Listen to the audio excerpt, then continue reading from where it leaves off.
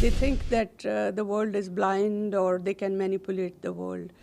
The most anti-Muslim entity on this earth is Pakistan. They are the people who made Muslims of India a vulnerable community. किसी Pakistani foreign minister को या पाकिस्तानी वजीर आजम को या पाकिस्तान के किसी बड़े बंदे को मैंने ये नहीं सुना कि जी हमारी partnership is based on technology. ये 75 साल क्या 175 साल के बाद भी हम यहीं खड़े होंगे। और जिस तरह हम 71 में 1971 में 2 लाख तो हुए थे, इसी तरह बलूचिस्तान भी लादा हो जाए, क्योंकि हमारा तो बलूचिस्तान पार्ट एंड पार्सल है, हमारा सब कुछ तो बलूचिस्तान आता है। अफगानिस्तान की बात करते हैं, हमारी गवर्नमेंट ये कहती है कि हम इंटरनेशनल लॉ के मुताबिक एक्शन लेंगे अफगानिस्तान के अगेंस्ट, और फिर कल इमरान खान ये कह देते हैं कि भाई तालिबान तो जो उनसे हैं वो प्रो पाकिस्तान है। कहानियां तो हम बहुत अच्छी सुनाते हैं। रिसेंटली जी $2.5 अरब की जीसीसी ममालिक पाकिस्तान में इन्वेस्टमेंट कर रहे हैं। भाई वो इन्वेस्टमेंट किधर जाएगी? क्या जीसीसी ममालिक की तरफ से कोई बोला है? उनमें से तो कोई भी नहीं बोला। नहीं दे रहे, कौन दहशतगर्दी करवा रहा है? आप अकेले। बताता हूँ आपको, हमारे पास ओसामा बिन लादेन भी पकड़े गए।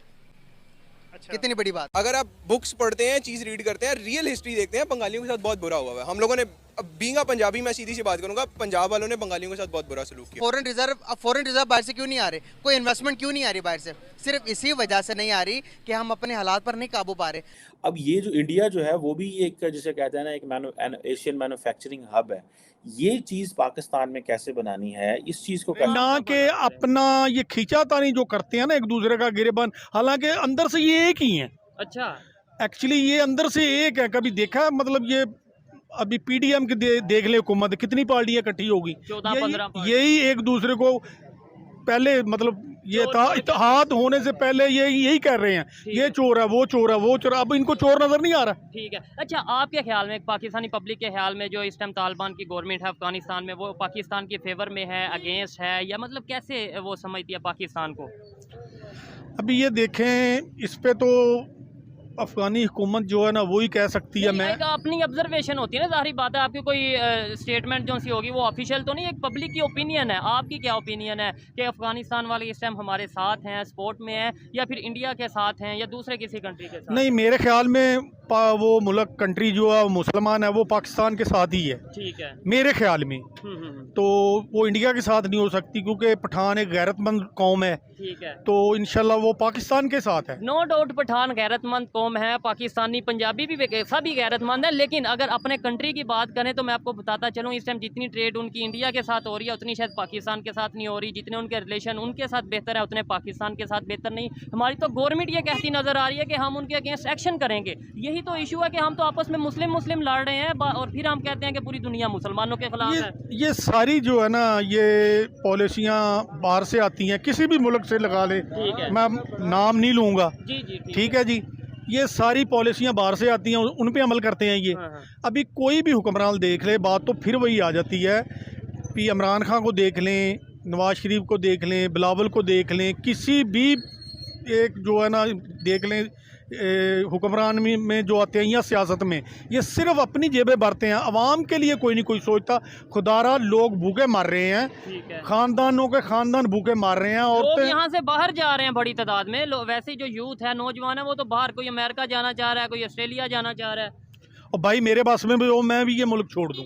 तो ये पाकिस्तान की फॉरेन मिनिस्टर का काम होना चाहिए कि वो वहाँ जाके यार रौला पाए कि हमने इस खित्ते में कैसे बनना है। मेरे फॉरेन मिनिस्टर के 2 विजिट हैं सारे। एक वो आई थिंक इंडोनेशिया अफगानिस्तान के लिए गया, सिंगापुर में कोई इसी तरह की एक आधी चीज़ के लिए गए वो वहाँ पे, और एक वहाँ पे आई थिंक उन्होंने जापान का दौरा किया रिसेंटली। और अब ये जो इंडिया जो है वो भी एक जिसे कहते हैं ना एक एशियन मैन्युफैक्चरिंग हब है। ये चीज़ पाकिस्तान में कैसे बनानी है, इस चीज़ को कैसे प्रमोट करना है। कहानियां तो हम बहुत अच्छी सुनाते हैं। रिसेंटली जी $2.5 अरब की जीसीसी ममालिक पाकिस्तान में इन्वेस्टमेंट कर रहे हैं। भाई वो इन्वेस्टमेंट किधर जाएगी? क्या जीसीसी ममालिक की तरफ से कोई बोला है? उनमें से तो कोई भी नहीं बोला। ये तो असी परत बोलन रहे हैं, पाए इन्ने पैसे आ रहे हैं, इन्ने पैसे आ रहे हैं। दुनिया ये देखिए, कहाँ टेस्ला का मालिक मोदी से मिलता है और कहता है कि भाई मैं वहाँ पे जा रहा हूँ। कहाँ टिम कुक इंडिया में जाता है, स्टोर खोलता है और कहता है जी मैं ये वहाँ पे जो है वो कर रहा हूँ। तो this is what is important to understand.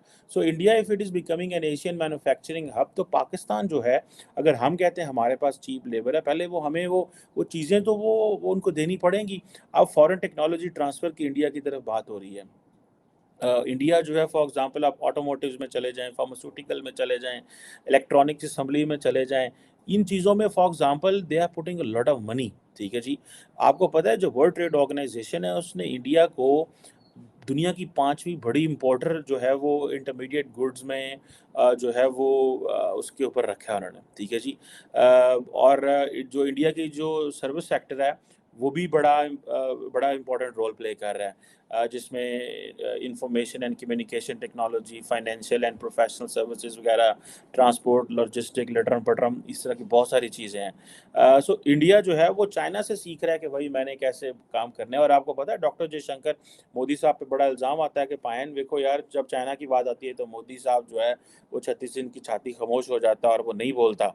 वो क्यों नहीं बोलता? बिकॉज उसको पता है यार मेरे से 10 गुना बड़ा मुल्क है, इतनी बड़ी इकॉनमी है, मैं क्यों उसे पंगा लूँ, मैं अपने लोगों के चूल्हे बंद करूँ। वो कितना स्मार्टली सोच रहे हैं। उनके साथ ना वो इंडिया के साथ जाना चाहते हैं ना वो पाकिस्तान के साथ जाना चाहते हैं, बिकॉज इसलिए क्योंकि वो उनको पता ही पाकिस्तान के हालात क्या हैं। पाकिस्तान के अभी तक हम आपके सामने ही हैं क्या हालात हैं। और जम्मू कश्मीर में देख लिया आपने इंडिया ने कितनी डेवलपमेंट कर दी है, डैम्स बन रहे हैं, दुनिया का सबसे ऊंचा रेलवे ब्रिज जो है उन्होंने वहाँ पे बना दिया, आईटी हब्स बन रहे हैं, वहाँ पे जॉब्स हब हो रहे हैं, मतलब लाइक हर तरह की डेवलपमेंट हमें जम्मू कश्मीर में देखने को मिल रही है जो कि यहाँ पंजाब में नहीं है। आप ये पंजाब में तो चलें फिर कुछ ना कुछ है। लाहौर के में देख लें CBD अंडरपास बना है, उसका क्या हाल हुआ है। अब मैं सिंध का चक्कर लगा के आया हूँ। अब सिंध का अंदाज़ा करें, गढ़ी खुदाबख्श जहाँ पे वो बेनज़ीर भुट्टो का मज़ार है, उसके अलावा आप देख लें इतने करोड़ों इतने अरबों रुपए के वहाँ पे फंड्स जारी हुए हैं, लेकिन इतना गंद है वहाँ पे, जिस तरह कूड़ा कड़के की रूढ़ी नहीं होती जिस तरह वो वाला साहब है। तो ऐसी चीज़ें नहीं ठीक हो सकती अनटिल अनलेस कोई यहाँ हम देखो ये कहते हैं ना कि अगर चीज़ें ठीक करनी है ना पहले खुद को ठीक करो। जब हम खुद को नहीं ठीक करेंगे तो आगे से हमारे सिस्टम ऐसे चलेंगे। Yeah, Pakistan actually, when they try to be champions of Islam, they think that the world is blind or they can manipulate the world. If there is any entity, and the most anti-Muslim entity on this earth is Pakistan. They are the people who divided Muslims of India.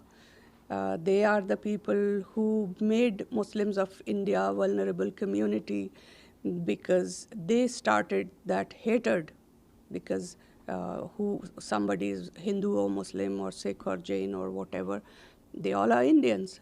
But who created that? It's basically the ideology of Pakistan.